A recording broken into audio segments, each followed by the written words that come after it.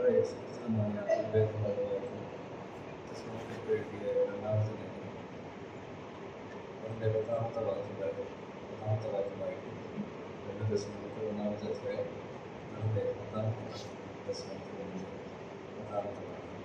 സുവിശേഷം അനുസരിക്കാത്തവർ കർത്താവിൻ്റെ സന്നിധാനം അവൻ്റെ ബലപത്രത്തോടു കൂടിയ മഹത്വവും വിട്ടകന്ന് നിത്യനാശം എന്ന ശിക്ഷാവിധി അനുഭവിക്കും. കർത്താവായ യേശു ക്രിസ്തുവിനെ അനുസരിക്കാത്ത അല്ലെങ്കിൽ സുവിശേഷത്തെ അനുസരിക്കാത്ത ആളുകൾക്ക് സംഭവിക്കുന്ന ഒരു വിഷയത്തെക്കുറിച്ചാണ് ഇവിടെ നാം വായിക്കുന്നത്. അവിടെ വായിക്കുമ്പോൾ ദൈവത്തെ അറിയാത്തവർക്ക്, സുവിശേഷം അനുസരിക്കാത്തവർക്ക് എന്നുള്ളത് അതിൻ്റെ 7-ാമത്തെ വാക്യത്തിൽ നാം കാണുന്നു. അവർക്ക് ഒരു പ്രതികാരം കൊടുക്കുന്ന ഒരു ദൈവത്തെക്കുറിച്ചാണ് അവിടെ വായിക്കുന്നത്. അതിൻ്റെ 7-ാമത്തെ വാക്യത്തിൽ ദൈവത്തെ അറിയാത്തവർക്കും നമ്മുടെ കർത്താവായ യേശുവിൻ്റെ സുവിശേഷം അനുസരിക്കാത്തവർക്കും പ്രതികാരം കൊടുക്കുമ്പോൾ ആ പ്രതികാരം എന്ത് എന്നുള്ളത് അല്ലെങ്കിൽ എന്തായിരിക്കും അത് എന്നുള്ളതിൻ്റെ വിശദീകരണമാണ് 10-ാമത്തെ വാക്യത്തിൽ നാം വായിക്കുന്നത്. അപ്പോൾ കർത്താവായ യേശു ക്രിസ്തു അല്ലെങ്കിൽ ദൈവത്തെ അറിയാത്തവരെ സംബന്ധിച്ച്, സുവിശേഷം അനുസരിക്കാത്തവരെ സംബന്ധിച്ച് ഒരു സ്ഥാനമേ ഉള്ളൂ. ഒരു നിത്യനാശം എന്ന് പറയുന്ന ശിക്ഷാവിധിയാണ്. പക്ഷേ അതിനു മുൻപേ തന്നെ ഒരു വിശേഷണം അവിടെ പറഞ്ഞിട്ടുണ്ട്. അത് എന്ന് പറയുന്നത് ആ ശിക്ഷാവിധിയുടെ ഒരു പ്രധാന പ്രത്യേകതകൾ അവിടെ പറഞ്ഞിരിക്കുന്ന ഒന്ന്, അത് കർത്താവിൻ്റെ സന്നിധാനത്തിൽ നിന്നുള്ള അകറ്റൽ എന്നുള്ളത് അവിടെ കൃത്യമായിട്ട് പറയുന്നു. കർത്താവിൻ്റെ സന്നിധാനത്തിൽ നിന്ന്, ദൈവത്തിൽ നിന്ന് അകറ്റപ്പെടുക എന്ന് പറയുന്ന ഒരു സാഹചര്യത്തിലേക്ക് ആ മനുഷ്യൻ പോകുന്നു എന്നുള്ളത് ഇംഗ്ലീഷിൽ വായിക്കുമ്പോൾ away from the presence of God എന്നുള്ളത് നമുക്ക് അവിടെ കാണുവാനായിട്ട് കഴിയും. അപ്പോൾ ദൈവത്തിൻ്റെ സന്നിധാനത്തിൽ നിന്ന് എന്നേക്കുമായി നിത്യമായ നിലയിൽ അകറ്റപ്പെടുക എന്ന് പറയുന്നത് അത് ശിക്ഷയുടെ ഒരു ഭീകരത വർദ്ധിപ്പിക്കുന്ന അല്ലെങ്കിൽ ശിക്ഷയുടെ ഒരു പ്രാധാന്യത്തെ കാണിക്കുന്ന ഒരു കാര്യമാണ്. നമുക്കറിയുന്നത് പോലെ തിമോഥെയോസിന്റെ ലേഖനത്തിൽ നാം വായിക്കുന്ന ഒരു വാക്യമുണ്ടല്ലോ, ക്രിസ്തു യേശു പാപികളെ രക്ഷിപ്പാൻ ലോകത്തിൽ വന്നു എന്നുള്ളത്. അപ്പോൾ പാപികളായ ഒരു മനുഷ്യനെ സംബന്ധിച്ച് അവൻ ശിക്ഷിക്കപ്പെടുക എന്നുള്ളത് നിർബന്ധമായ വിഷയമാണ്. അതാണല്ലോ നാം മറ്റ് ലേഖനങ്ങളിലൊക്കെ വായിക്കുന്നത്. പാപത്തിന്റെ ശമ്പളമുണ്ട്, പാപത്തിനൊരു ശിക്ഷയുണ്ട്, അത് മരണമാണ്, അല്ലെങ്കിൽ നിത്യമായ ഒരു ശിക്ഷയുണ്ട് എന്നുള്ള കാര്യം അവിടെ കാണുന്നു. അപ്പോൾ അങ്ങനെയെങ്കിൽ ക്രിസ്തു യേശു പാപികളെ രക്ഷിപ്പാൻ അഥവാ ശിക്ഷയിൽ നിന്ന് മനുഷ്യരെ വിടുവിപ്പാനാണ് ഈ ലോകത്തിൽ വന്നത്. അതിനൊരു വിശദീകരണം അങ്ങനെ പറയുമ്പോൾ എനിക്ക് അല്പം കൂടെ സന്തോഷകരമായിട്ട് തോന്നിയ ഒരു വിശദീകരണം ഇങ്ങനെയാണ്: ക്രിസ്തു യേശു പാപികളെ രക്ഷിപ്പാൻ ലോകത്തിൽ വന്നു. അതിന് മറ്റൊരു തലം ഇങ്ങനെയാണ്: ക്രിസ്തു യേശു നരകം അനുഭവിപ്പാൻ ഈ ലോകത്തിൽ വന്നു എന്ന് പറയുവാൻ ഞാൻ അല്പം കൂടെ താല്പര്യപ്പെടുകയാണ്. അതിന്റെ കാരണം എന്ന് പറയുന്നത്, കർത്താവായ യേശു ക്രിസ്തു കാൽവറി ക്രൂശിൽ നിൽക്കുമ്പോൾ അല്ലെങ്കിൽ അവിടെ കിടക്കുമ്പോൾ താൻ അവസാനമായിട്ട് പറയുന്ന ആ കരച്ചിൽ അല്ലെങ്കിൽ ആ നിലവിളിയിൽ കൃത്യമായിട്ട് അതിന്റെ വിശദീകരണം അല്ലെങ്കിൽ ആ കാര്യം അവിടെ നമുക്ക് കാണുവാൻ കഴിയുന്നു. അവിടെ പറയുന്നത് ഇങ്ങനെയാണല്ലോ: എന്റെ ദൈവമേ നീ എന്നെ കൈവിട്ടതെന്ന്. ഒരു മനുഷ്യൻ അല്ലെങ്കിൽ ഒരു പാപി ഏറ്റവും അധികം വേദനപ്പെടുന്ന ഒരു സാഹചര്യം എന്ന് പറയുന്നത്, അല്ലെങ്കിൽ ഒരു നിലയിലും പ്രതീക്ഷയ്ക്ക് വകുപ്പില്ലാത്ത ഒരു കാര്യം എന്ന് പറയുന്നത്, താൻ ദൈവത്തിന്റെ സന്നിധിയിൽ നിന്ന് എന്നേക്കുമായി അകറ്റപ്പെടുന്നു എന്നുള്ള വിഷയമാണ്. ഞാൻ ഒരിക്കലും പ്രതീക്ഷിക്കുന്നില്ല കർത്താവായ യേശു ക്രിസ്തു ഗതശമനയിൽ കിടന്ന് വിലപിക്കുന്ന വിലാപം എന്ന് പറയുന്ന അല്ലെങ്കിൽ വേദനിക്കുന്നത്, കഴിയുമെങ്കിൽ ഈ പാനപാത്രമെങ്കിൽ നീക്കണമേ എന്ന് പറയുന്നതൊന്നും അവിടെ ഏതെങ്കിലും തരത്തിൽ തന്റെ ശാരീരിക വ്യതകൾ തന്നെ അലോരസപ്പെടുത്തിയിട്ട് അതിന്റെ പ്രയാസം കൊണ്ടായിരിക്കണമെന്നില്ല. അങ്ങനെ ആയിരിക്കാൻ വകുപ്പില്ല.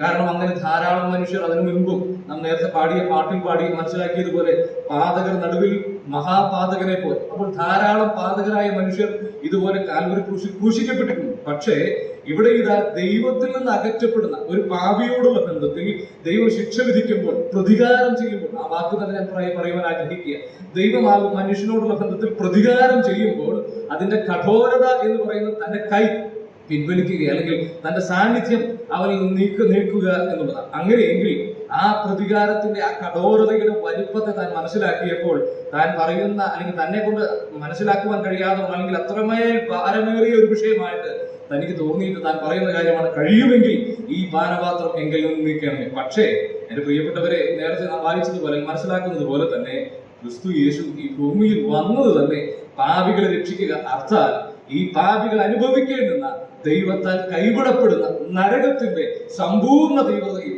താൻ അനുഭവിക്കുക എന്നുള്ളതായതുകൊണ്ട് യാതൊരു മാറ്റവും അതിന് സാധ്യമല്ലായിരുന്നു. അതാണല്ലോ പത്രോസ് പ്രസംഗിക്കുമ്പോൾ പറയുന്നത്, തന്റെ സ്ഥിരനിർണയത്തെ ഡെലിബ്രേറ്റഡ് പ്ലാൻ എന്ന് പറഞ്ഞാൽ നീക്കം വരാത്ത, മാറ്റം വരുത്തുവാൻ കഴിയാത്ത, ഏതൊക്കെ സാഹചര്യം വന്നാലും എന്തൊക്കെ വന്നാലും യേശുക്രിസ്തുവിന് പാപികൾ രക്ഷിക്കണമെങ്കിൽ, ദൈവത്തിന് പാപികൾ രക്ഷിക്കണമെങ്കിൽ ഒരേ ഒരു മാർഗം, അത് എന്ന് പറയുന്നത് ഈ കാൽവരി ക്രൂശിൽ ദൈവത്താൽ കൈവിടപ്പെട്ട്, അർത്ഥാൽ നരകത്തിന്റെ തീയുടെ വേദനയിൽ കൂടെ കടന്നുപോയി മറ്റൊരു വിശദീകരണം ഇങ്ങനെ പറയാൻ കഴിയും: ഏത് മനുഷ്യൻ പാപം ചെയ്തുവോ, ദൈവത്തെ അംഗീകരിക്കാതെ നിരാകരിക്കുന്നുവോ, ആ മനുഷ്യൻ കടന്നു പോകേണ്ടുന്ന നരകത്തിന്റെ തീ, ദൈവത്താൽ കൈവിടപ്പെട്ട് എന്നേക്കും നിത്യശിക്ഷാവധിയിലേക്ക് പോകണമോ, അതേ വേദന യേശുക്രിസ്തു അനുഭവിക്കുക എന്നുള്ളതല്ലാതെ മറ്റൊരു പോംവഴിയും ദൈവത്തിന് മുൻപാകെ പാപികൾ രക്ഷിപ്പാനില്ലായിരുന്നു. എന്റെ പ്രിയപ്പെട്ടവരെ, അത് എന്നെ ഓർത്തിട്ടാണെന്ന് അറിയുമ്പോൾ, എന്നെ പ്രതി എന്ന് പറഞ്ഞ ഏറ്റവും നീചനായ, ഏറ്റവും മോശപ്പെട്ട, നാം പ്രിയപ്പെട്ട മകളിൽ കൂടെ കേട്ടതുപോലെ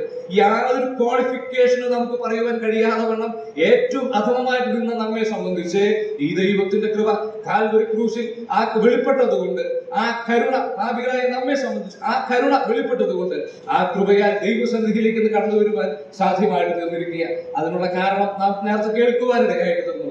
ദൈവത്തിന്റെ കണ്ടീഷണൽ അല്ലാത്ത ആ ദൈവ സ്നേഹമാണ് അതിന് കാരണമായിട്ട് തരുന്നത്. അത് ആ കാൽവരി ക്രൂശിൽ പാപിയായ എന്റെ പേർക്ക് ഞാൻ നിജമായ നാശത്തിൽ കിടന്ന് ദൈവത്താൽ കൈവിടപ്പെട്ടവനായി നിൽക്കേണ്ടുന്ന സ്ഥാനത്തേക്ക് ഇതാ കാൽവരി ക്രൂശിൽ കർത്താവ് കടന്നു വന്നിട്ട് പാപി അനുഭവിക്കേണ്ടുന്ന ആ നരകത്തിയുടെ യാതന സമ്പൂർണമായിട്ട് അനുഭവിച്ച് നമ്മെ നാശമെന്ന ശിക്ഷാവധിയിൽ നിന്ന് വിടുവിച്ചത് കൊണ്ട്, കൃപയാൽ ആ അനുഭവത്തിൽ നിന്ന് വിടുവിക്കപ്പെട്ട് നാം ഇവിടെ നിൽക്കുന്നത് കൊണ്ട്, ഈ കൃപയുടെ അനുഭവത്തിൽ നിൽക്കുന്നത് കൊണ്ട് ഇന്ന് ഈ പകൽക്കാലം എനിക്ക് വേണ്ടി എന്നെ തന്നെ നൽകിയ ആ ദൈവത്തെ, ആ ക്രൂശ് മരണത്തെ, ദൈവത്താൽ കൈവിടപ്പെട്ട ദൈവസ്നേഹത്തെ വളരെയേറെ ആഴമായിട്ട് ധ്യാനിച്ച് നമുക്ക് ദൈവത്തെ മഹത്വപ്പെടുത്താം. നമുക്കറിയാം, ഈ കർത്താവായ യേശുക്രിസ്തു കേവലം മരിച്ചു അടക്കപ്പെട്ടവൻ മാത്രമല്ല, മൂന്നാം നാൾ ഉയർത്തെഴുന്നേറ്റ് തുങ്കപ്രതാപിയായി ഇന്നും വാഴുന്ന കർത്താവാണ്.